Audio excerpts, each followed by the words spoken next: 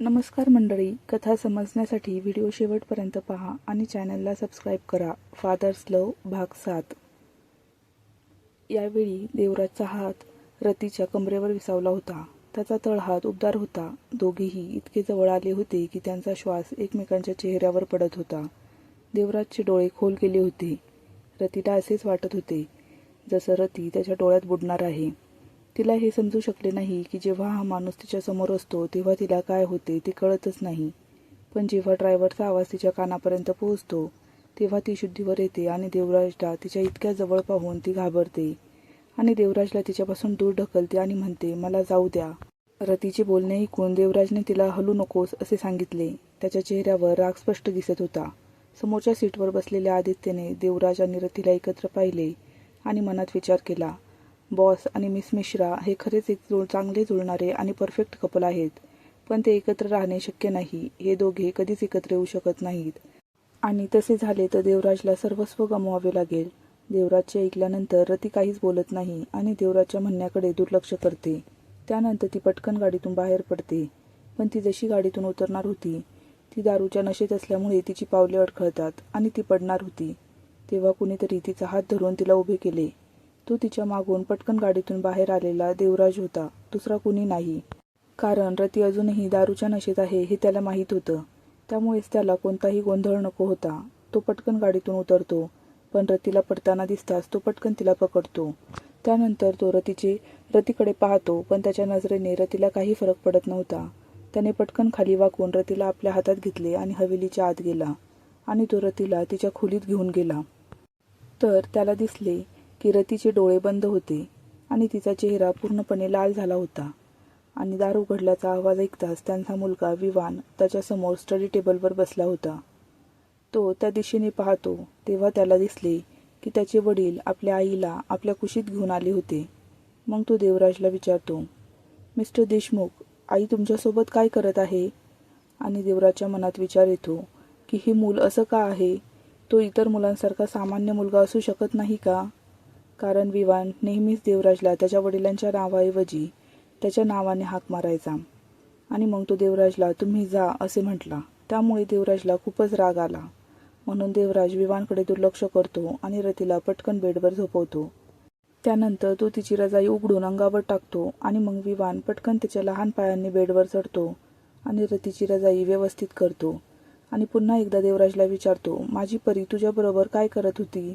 देवराज प्रथम विवानकडे पाहतो आणि मग त्याला म्हणतो की मी तुझा बाप आहे असे बोलतात का वडिलांना? देवराजचे बोलणे ऐकून विवान हसला आणि म्हणाला, अरे बाबा, ठीक आहे, मी तुम्हाला बाबा म्हणेन. पण त्याआधी तुम्ही मला सांगा की तुम्ही वेगळ्या ठिकाणी गेला होता. मग माझी परी तुमच्यासोबत काय करत आहे? देवराज त्याच्याकडे टक लावून पाहतो, पण तो त्याच्या बोलण्याला काहीच प्रतिसाद देत नाही. विवानचे बोलणे ऐकून देवराज त्याला विचारतो की तुला ते का हवे आहे? मग विवान त्याचे दोन्ही हातांची घडी घालतो आणि देवराजला सांगतो की मला हवे आहे उत्तर. कारण माझ्या इतर देखण्या अंकलला माझी आई खूप आवडते आणि असे बरेच लोक आहेत ज्यांना माझी आई आवडते आणि तिच्याशी लग्न करू इच्छितात. असं नको व्हायला की तुम्ही तुमच्या कामात बिझी राहताल आणि तुमचा पत्ता कट होईल. विवानची बोलणे ऐकून देवराज त्याच्याकडे टक लावून पाहतो, पण त्याच्या बोलण्याला काहीच प्रतिसाद देत नाही. त्यानंतर तो तिथून निघून जाताना खूप उशीर झाल्याचे सांगतो. त्यामुळे पलंगावर जा आणि झोप. त्यानंतर तो तिथून निघून जातो आणि दरवाजा लावून घेतो. देवराज तिथून निघताच तो झोपायला जातो. तोच रती उठून तिच्या बेडवर बसते आणि डोळे चोळत इकडे तिकडे पाहू लागते. तेवढ्यात तिच्यासमोर पाण्याचा ग्लास येतो आणि तिला दिसले की तिच्या मुलाचा छोटा हात तिला पाणी देत आहे. ती त्याच्या हातातून पाण्याचा ग्लास घेते आणि विवानला म्हणते की तू नेहमी तुझ्या वडिलांशी का भांडतोस? रतीच्या ऐकल्यानंतर विवान काहीच प्रतिसाद देत नाही. पण तो रतीला सांगतो की तू त्याच्याशी लग्न करावे अशी माझी इच्छा आहे आणि तुम्हा दोघांनी कधीही विभक्त होऊ नये अशी माझी इच्छा आहे. नाहीतर मला तुम्हा दोघांपैकी एकाची निवड करावी लागेल. त्याचे म्हणणे ऐकून रती प्रतिसाद देत नाही. त्यानंतर आपण याविषयी नंतर बोलू असे ती म्हणते. त्यानंतर ती बेडवरून खाली उतरते आणि म्हणते की मला माझा ड्रेस बदलावा लागेल, तोपर्यंत तू बेडवर झोप. नंतर ती क्लोजेटमध्ये जाते. तिची पावले अडखळत होती तरी ती व्यवस्थित चालत होती. पार्टीच्या त्या ड्रेसमध्ये तिला खूपच अस्वस्थ वाटत होतं. ती फ्रेश होऊन बेडवर पडली आणि विवानला हातात घेऊन डोळे मिटून घेते. दुसरीकडे देवराज जेव्हा त्याच्या खोलीत आंघोळ करून वॉशरूममधून बाहेर येतो तेव्हा तो खूपच आकर्षक दिसत होता. त्यांचे मांसल शरीर खूपच सेक्सी दिसत होते. त्याच्यावर पाण्याचे थेंब होते. त्याने कमरेला पांढऱ्या रंगाचा टॉवेल गुंडाळला होता आणि तो सध्या आरशासमोर उभा होता आणि तो त्याच्या मानेवरच्या दातांच्या खुणा बघत होता. त्यांच्याकडे बघून देवराजच्या चेहऱ्यावर हास्य उमटले. त्याचा हात आपोआप त्याच्या गळ्यात जातो. तो का हसत होता हे त्यालाच माहीत नव्हते. दुसरीकडे न्यूयॉर्कमधील एका हॉटेलच्या खोलीत एका मुलाने मुलीला पकडून ठेवले होते, जिथे ती मुलगी त्या मुलाला स्वतःपासून दूर करण्याचा प्रयत्न करत होती. तोच मुलगा त्या मुलीच्या जवळ येत होता. ती मुलगी त्या मुलाला सांगत होती, मला जाऊ दे. तुला माहीत आहे की मी हे सर्व करू शकत नाही. मी लहानपणापासूनच दुसऱ्याच्या प्रेमात आहे आणि आता जेव्हा त्याला माझी बनवण्याची वेळ आली आहे तेव्हा तू माझ्यासोबत हे सर्व करून मला जबरदस्ती करत आहेस त्याच्यापासून दूर राहण्यासाठी. पण तो मुलगा तिचं ऐकत नाही आणि हळूहळू तिच्या जवळ येतो. त्या मुलीने त्याला आपल्या जवळ येताना पाहिल्याबरोबर ती तिची पावले मागे घेण्यास सुरुवात करते आणि तिथून पळून जाण्याच्या बेतात असतानाच त्या मुलाने तिचे मनगट पकडले आणि तिला त्याच्याकडे खेचले. त्यामुळे ती मुलगी जाऊन थेट त्या मुलाच्या अंगावर आदळते आणि तिचे दोन्ही हात त्या मुलाच्या पोटावर ठेवले होते. तोच तो मुलगा त्या मुलीच्या चेहऱ्याकडे लक्षपूर्वक पाहत होता. जेव्हा त्याला स्वतःवर नियंत्रण ठेवता येत नाही तेव्हा तो एकही क्षण वाया न घालवता त्याचे ओठ तिच्या गुलाबी ओठांवर ठेवतो आणि उत्कटतेने तिच्या ओठांची किस घेऊ लागतो. जेव्हा मुलगी पाहते की तो मुलगा तिची किस घेत आहे, ती त्याच्या खांद्यावर मारून त्याला स्वतःपासून दूर ढकलण्याचा प्रयत्न करते. तेव्हा तो मुलगा खूप चिडतो आणि तिचे दोन्ही हात पकडतो आणि मागच्या बाजूला एक भिंत होती जिच्या विरुद्ध तो तिला ढकलतो. त्यामुळे मुलीच्या कमरेला थोडी दुखापत झाली, पण तिच्या तोंडातून निघालेला उसासा फक्त तोंडातच राहतो. मुलगी पुन्हा काहीतरी करणार इतक्यात तो मुलगा अचानक ओठ सोडून त्या मुलीकडे बघतो. त्यानंतर तो म्हणतो, बेबी, असं नाही की आपण दोघे पहिल्यांदाच हे करत आहोत. कदाचित ही आता आपली दुसरी किंवा तिसरी वेळ आहे. मग तू का घाबरतेस? असो, त्याला कळणार नाही की आपण दोघांनी आधी काहीतरी केले आहे. त्यामुळे आधी तिला राग येतो, पण नंतर ती काहीच बोलत नाही. त्यानंतर ती त्या मुलाची टाय स्वतःकडे ओढते आणि त्याला सांगते की तिचे त्याच्यावर प्रेम नाही. मला फक्त त्याची पॉवर आवडते आणि जेव्हा मला ती पॉवर मिळेल तेव्हा संपूर्ण जग माझ्या पुढे झुकेल. असा विचार करून ती मुलगी तिच्या ओठांवर एक राक्षसी हास्य आणते. ती मुलगी त्याचा चेहरा तिच्याजवळ ओढून म्हणते. यावेळी त्यांच्या ओठांमध्ये फक्त 1 इंच अंतर होते, म्हणून तिने तिचे ओठ त्या मुलाच्या ओठांवर ठेवले आणि ती तिचे दोन्ही हात त्याच्या केसातून चालवू लागली. मुलगा सुद्धा एका हाताने तिची कंबर पकडून तिला वर उचलतो. त्यामुळे मुलगी वर येते आणि तिने तिचे पाय त्या मुलाच्या कमरेभोवती गुंडाळले आणि ते दोघेही एकमेकांना किस करू लागले. किससोबतच दोघेही एकमेकांचे ओठ चावत होते आणि तेव्हा दोघांना श्वासोच्छवासाला त्रास होऊ लागला. त्यामुळे दोघेही एकमेकांना सोडून नंतर त्यांचे श्वासावर नियंत्रण ठेवल्यानंतर तो मुलगा पुन्हा आपले ओठ त्या मुलीच्या ओठांवर ठेवतो आणि यावेळी तिला किस करण्यासोबतच तो आपली जीभ तिच्या तोंडात घालतो आणि तो तिच्या तोंडाच्या प्रत्येक कोपऱ्यात जीभ फिरवू लागतो. दुसऱ्या दिवशी पहाटे जेव्हा रतीला जाग आली तेव्हा तिने पाहिले की विमान अजूनही तिला चिकटून झोपलेलं आहे. तिने विमानच्या कपाळाचे किस घेतले, केसांना आवळले, बेडवरून उठून बाथरूममध्ये गेली. त्यानंतर तिने आंघोळ केली आणि ती तयार होऊन येते. त्यानंतर ती विमानला उचलते, तयार होऊन खाली घेऊन जाते. तिला दिसले की देवराज आधीच त्याच्या सीटवर बसला होता. दोघीही आपापल्या जागेवर बसल्यावर देवराजने त्यांच्याकडे एक नजर टाकली आणि मग फोनवर काहीतरी करू लागला. त्याचवेळी रतीने चोरलेल्या नजरेने एकदा विमानकडे पाहिले आणि मग तिने नजर उचलून देवराजकडे पाहिले. तिने मनात विचार केला की ते दोघेही त्यांच्या जगापासून फार दूर आहेत आणि ते कधीच एक होऊ शकत नाही. मग एका बटलरला या आई मुलाची जोडी दिसली जी खूप प्रेमात दिसत होती. त्यानंतर त्याने दोघांनाही गुड मॉर्निंगच्या शुभेच्छा दिल्या. विवानने त्याला सकाळच्या शुभेच्छा दिल्या आणि मग त्याने देवराजलाही गुड मॉर्निंग पापा म्हणून शुभेच्छा दिल्या. तर रतीने त्याच्याशी बोलण्यासाठी ओठ उघडले होते, पण ती एक शब्दही बोलू शकली नाही, कारण तिला काल रात्रीची सर्व माहिती होती. तिला ते सगळे आठवले होते आणि आता तिला खूप लाज वाटू लागली होती. ती त्याच्याकडे बघण्याची हिंमतच करू शकत नव्हती. तेवढ्यात विवानचा आवाज त्यांच्या दोन्ही कानांपर्यंत पोहोचला. देवराजच्या मानेकडे बोट दाखवत तो म्हणाला, पप्पा, तुमच्या मानेवर कसली खून आहे? आणि डोळ्यात चमक दाखवत तो विचारतो, कोणीतरी तुमच्या मानेवर चिमटा काढला आहे का? त्यानंतर रतीने डोळे मोठे करून देवराजच्या मानेकडे पाहिले. जिथे तिने काल रात्री जावा घेतला होता. तिचा बदला तिने घेतला होता.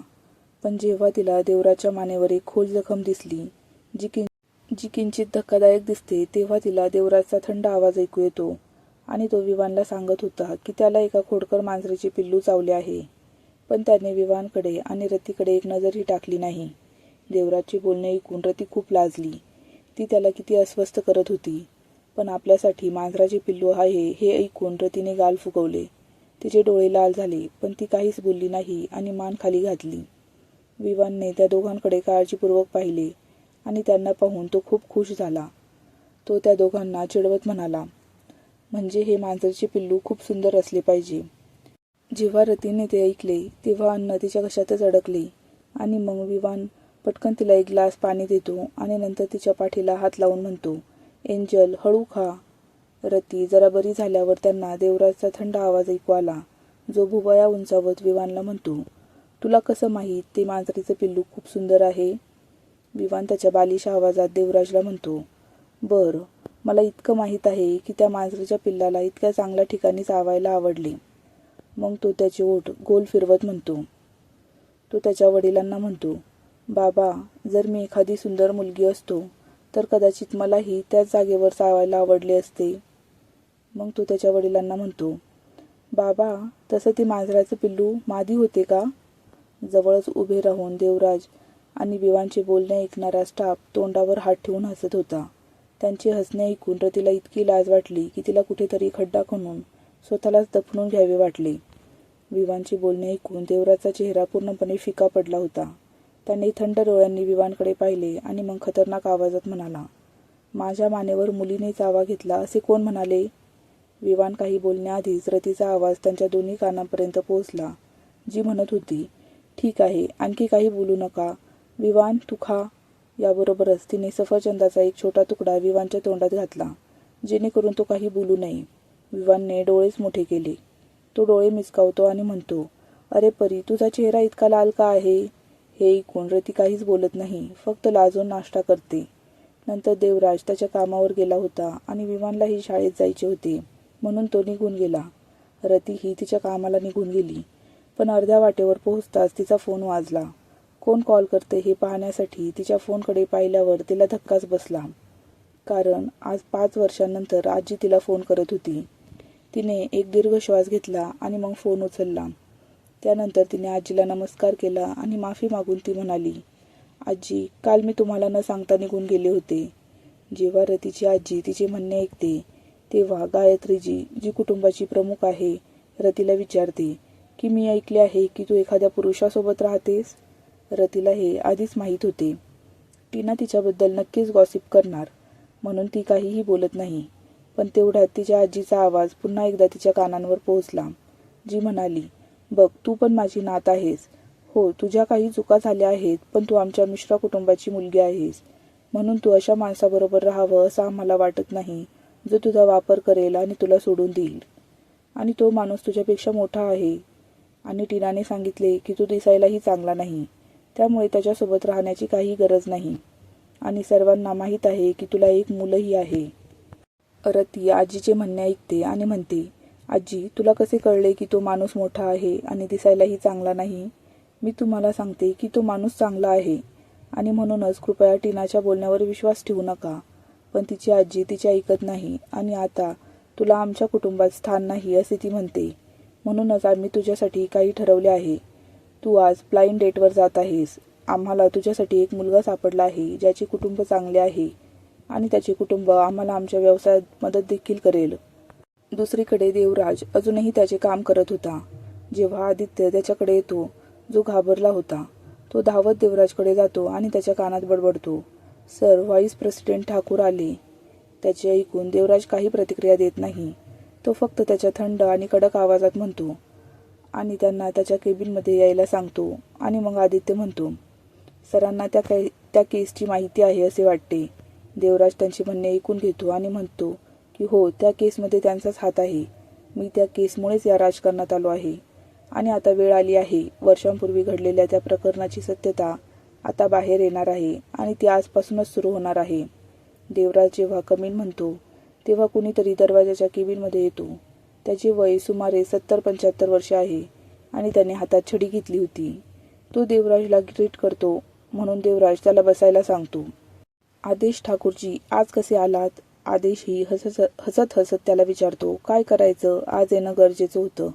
अध्यक्षजी, मला मजबुरीमुळे यावं लागलं. देवराज आदेशचे बोलणे ऐकून त्याच्या भुवया आक्रसतात.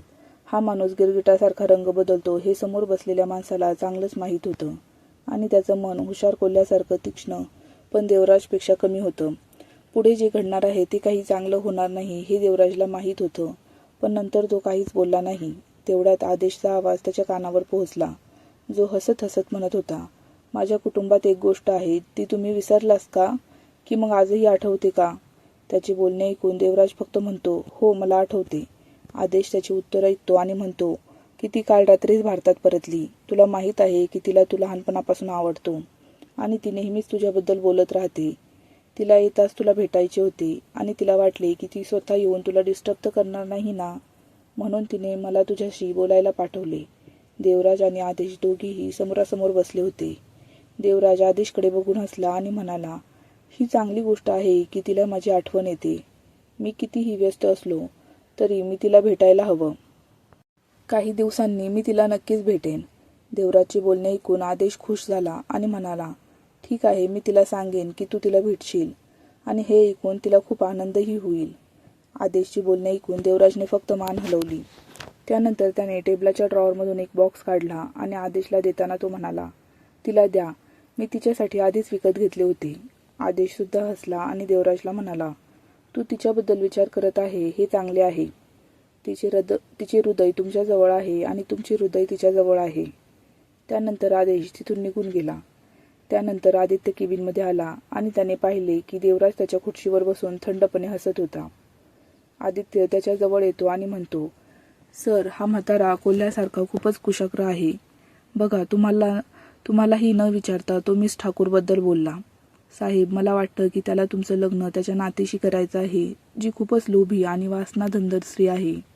पण त्याची नजर देवराजवर पडताच तो घाबरला, कारण देवराज त्याच्याकडे थंड डोळ्यांनी पाहत होता. त्यामुळे पुढे न बोललेच बरे असे त्याला वाटले. तेवढ्यात देवराजचा आवाज आदित्यच्या कानावर पोहोचला, जो म्हणत होता की माहिरा ठाकूर त्याची एकुलती एक नात आहे, पण तिचा आम्हाला काहीही उपयोग नाही.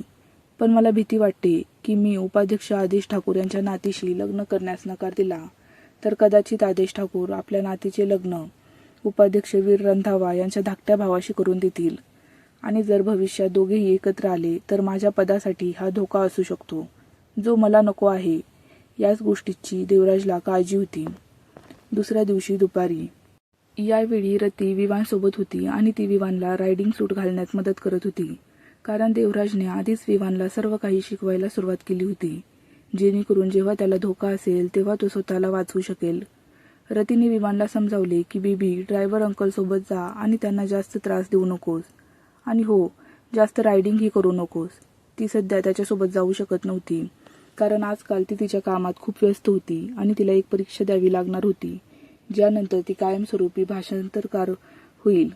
त्यानंतर तिने तिच्या कानात विवानचा आवाज ऐकला, जो म्हणत होता, एंजल, मी पाहतोय की तू या दिवसात खूप व्यस्त आहेस. रतीने त्याला प्रतिसाद दिला नाही, पण विवानला ड्रायव्हरसोबत पाठवण्यापूर्वी ती विवानच्या कपाळावर आणि गालावर केस घेण्यास स्वतःला रोखू शकली नाही, जे विवानच्या लक्षात आले आणि त्याच्या ओठांवर हसू उमटले आणि त्यानेही रतीच्या गालाचे केस घेतले. त्यानंतर तो ड्रायव्हरसोबत निघून गेला. रती नुकतीच घरात येत असताना एक मोलकरीण तिच्याकडे धावत आली. तिच्या हातात फोन होता. ती रतीकडे गेली आणि म्हणाली. जेव्हा रतीचे लक्ष मोलकरणीकडे जाते तेव्हा ती तिला तिच्याकडे येताना पाहून विचारते की काय झाले आहे. तेव्हा मोलकरीण रतीकडे येते आणि मान टेकून म्हणते, मॅडम, घरी पाहुणे येत आहेत. कृपया तुम्ही तुमच्या खोलीत जा. ती निघेपर्यंत तुमच्या खोलीतून बाहेर पडू नका आणि तुम्हाला काही हवे असल्यास तुम्ही बटलरला फोन करा किंवा मग तुमच्या खोलीत ठेवलेली बेल वाजवा. आम्हाला कळेल. रती जेव्हा मोलकरणीचे ऐकते तेव्हा ती गंभीर होते आणि ती कोण पाहुणे येणार आहे हे जाणून घेण्यासाठी उत्सुक होते आणि तिला इथे येऊन 2 महिने झाले होते, पण आजपर्यंत तिने एकही पाहुणे पाहिले नव्हते. त्याला भेटायला कोण आलंय म्हणून तिला जाणून घ्यायचं होतं की यावेळी कोण येतंय. चेहऱ्यावर हसू आणत तिने मोलकरणीला विचारलं, कोण येतंय, मी विचारू शकते का? मग मोलकरीण ही हसत म्हणाली, राष्ट्रपतींच्या फ्युचर पत्नी. जेव्हा रतीने दासीचे बोलणे ऐकले तेव्हा ती स्वतःला कुरकुर करण्यापासून रोखू शकली नाही. पण नंतर आपल्या भावनांवर नियंत्रण ठेवत ती हसली आणि दासी राधाला म्हणाली, ठीक आहे मग, मी माझ्या खोलीत जात आहे. मला काही हवे असले तर मी तुला कळवते. तू टेन्शन घेऊ नकोस, कारण मला काही अडचण येणार नाही. मी त्यांच्यासमोरही येणार नाही. त्यानंतर ती तिच्या खोलीत गेली आणि झोपण्यापूर्वी तिने एक पुस्तक घेतले आणि बेडवर बसून काळजीपूर्वक वाचू लागली. मात्र तिला पुस्तक वाचावेसे वाटले नाही आणि मनही अस्वस्थ झाले. देवराजला जी मुलगी आवडते ती सुंदर आहे का? ती कशी दिसेल याबद्दल तिला खूप उत्सुकता होती. पण मग तिने एक दीर्घ श्वास घेतला आणि स्वतःशीच म्हणाली, मी एवढे जास्त उत्सुक नाही व्हायला पाहिजे, कारण भविष्यात ती देवराजची बायको होणार आहे. म्हणजे ती विवांची सावत्र आई असेल. भविष्यात आपला मुलगा दुसरा कोणाला तरी आपली आई म्हणेल या विचाराने तिचे मन दुखायला लागले होते. पण गाडीचे हॉर्न वाजून हवेलीच्या आत येण्याचा आवाज ऐकूनही ती अजूनही तिच्या विचारातच हरवली होती. तिने पटकन तिचं पुस्तक बाजूला ठेवलं आणि बेडवरून खाली उतरून खिडकीपाशी जाऊन बाहेर पाहू लागली. तिने सर्व गाड्या काळजीपूर्वक बघितल्या आणि तिची नजर देवराजच्या गाडीवर पडली, जिला तिने तिच्या पहिल्याच नजरेतच ओळखले होते, कारण देवराज नेहमी हीच गाडी वापरत असे. मग एक अंगरक्षक आला आणि त्याने त्याच्या गाडीचा दरवाजा उघडला. ती अजूनही खाली पाहत असतानाच एक व्यक्ती गाडीतून बाहेर आली आणि तिने वर पाहिले आणि त्यांचे डोळे एकमेकांवर आदळले. देवराजच्या गाडीतून निघणारी ती दुसरी तिसरी कुणी नसून एक सुडोल शरीरयष्टी असलेली एक मुलगी होती. ती दिसायला खूपच सुंदर होती. तिने पिवळ्या रंगाचा ड्रेस घातला होता. वारा खूप वेगाने वाहत होता, त्यामुळे तिचे लांबसडक काळे केस वाऱ्यात लहरत होते. रतीने पाहिले की देवराजही कारमधून बाहेर आला आहे. दोघीही त्यांची पावले जुळवत चालत आहेत. दोघे काय बोलत आहेत हे रतीला समजले नाही, पण तिने हे पाहिले, देवराज जो तिच्यासमोर नेहमी थंड होता, त्याच्या आजूबाजूची आभा नेहमीच धोकादायक असायची. पण कोणाच्याही बोलण्याला प्रतिसाद न देणारा तो त्या मुलीसमोर खूपच मवाळ होता. आज तो तिच्या बोललेल्या प्रत्येक गोष्टीला मान हलवून होकार देत होता. त्यांच्याकडे पाहून असे वाटले की ते दोघेही जणू एखाद्या सुंदर पेंटिंगमधून बाहेर आले आहेत. ती मुलगी देवराजसोबत असताना तिची नजर वरच्या मजल्यावरील खिडकीकडे गेली होती, ज्यातून तिला रतीचा थोडासा भाग दिसत होता. हे बघून रती घाबरली आणि पटकन खिडकी बंद करून पडद्यामागे गप्प बसली. तिने छातीवर हात ठेवला आणि एक दीर्घ श्वास घेतला, कारण ती खूप घाबरली होती. तिच्या मनात विचार आला, रती, हे जग तुझ्यासाठी नाहीये, म्हणूनच तू त्यांच्या जगापासून शक्य तितके दूर राहा. तेवढ्यात तिला त्या मुलीचा आवाज आला, जो देवराजला विचारत होता, कोण आहे ती मुलगी? पाहूया पुढील भागात कोण आहे ही मुलगी. नमस्कार मंडळी, कथा आवडत असल्यास चॅनेलला लाईक, शेअर व सबस्क्राईब करायला विसरू नका. बेल आयकॉन प्रेस करा म्हणजे पुढील भागाची नोटिफिकेशन मिळेल. धन्यवाद.